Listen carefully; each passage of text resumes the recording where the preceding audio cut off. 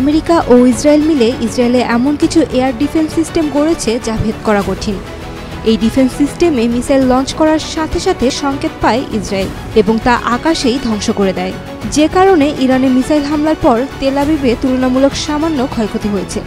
যেখানে ইরানে প্রাণ হারিয়েছে 2 শতাধিক মানুষ, সেখানে ইসরায়েলের নিহতের সংখ্যা মাত্র 10 জন। মোনালিসা হেভি ফ্লো 15 পিস প্যাকেটের সাথে 8 পিসের একটি প্যাকেট একদম ফ্রি। ইসরায়েলের সবচেয়ে কার্যকর এবং আলোচিত প্রতিরক্ষা প্রযুক্তি হলো আয়রন ডোম। এটি ইসরায়েলকে লক্ষ্য করে ছোড়া রকেট কিংবা ড্রোনের গতিপথ ট্র্যাক করে দ্রুত শনাক্ত করতে পারে। 4 থেকে 70 কিলোমিটারের মধ্যে ছোড়া রকেট মাঝপথেই ধ্বংস করে ফেলতে পারে এটি। এই প্রতিরক্ষা ব্যবস্থা গাইডেড মিসাইল নিক্ষেপের মাধ্যমে শত্রুর ছোট পরিসরে রকেট বা বিমান হামলা প্রতিহত করতে সক্ষম।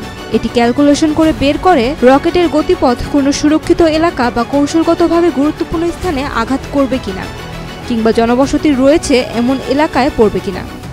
যদি রকেটকে হুমকি মনে করা হয় তবে এটি কমান্ড অ্যান্ড কন্ট্রোল সেন্টার থেকে তামির ক্ষেপণাস্ত্র ছুড়ে তা ধ্বংস করে দিতে পারে।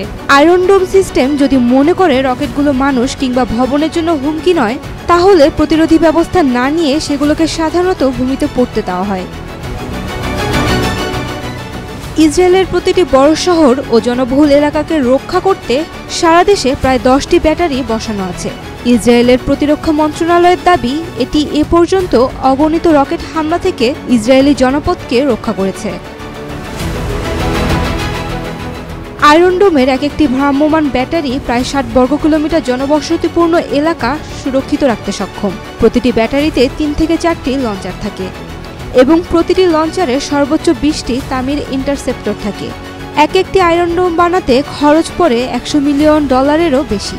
2011 সাল থেকে আয়রন ডোম কার্যকর হওয়ার পর আমেরিকা এর ব্যাটারি, ইন্টারসেপ্টর ও রক্ষণাবেক্ষণের জন্য ইসরায়েলকে বছরের পর বছর ধরে বিলিয়ন ডলার সহায়তা দিয়ে আসছে। এই প্রতিরক্ষা ব্যবস্থা যুক্তরাষ্ট্রের সহায়তায় ইসরায়েলের রাষ্ট্রায়ত্ত প্রতিষ্ঠান রাফায়েল অ্যাডভান্স ডিফেন্স সিস্টেম নির্মাণ করেছে এবং বর্তমানে যুক্তরাষ্ট্র এই ব্যবস্থার অর্থায়ন অব্যাহত রেখেছে। আয়রন ডোম প্রতিরক্ষা ব্যবস্থার একটি ভ্রাম্যমাণ সামুদ্রিক সংস্করণ চালু হয়েছে গত বছর, যার নাম সিডোম। ইসরায়েলের সামুদ্রিক গ্যাস ক্ষেত্র বা জাহাজের ওপর চালানো আক্রমণ প্রতিহত করতে পারে এটি।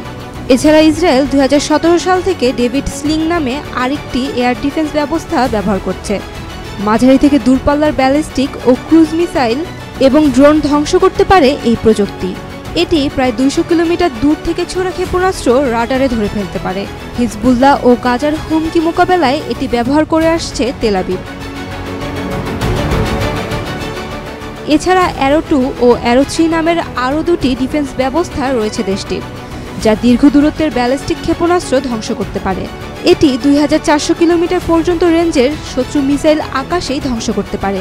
2023 সালে প্রথমবারের মতো এটি যুদ্ধক্ষেত্রে ব্যবহার করা হয়। সে সময় এটি ইয়েমেনের হুতি বিদ্রোহীদের ছোড়া একটি ক্ষেপণাস্ত্র দক্ষিণ ইসরায়েলের দিকে আসার সময় মাঝ আকাশে ধ্বংস করে দেয়।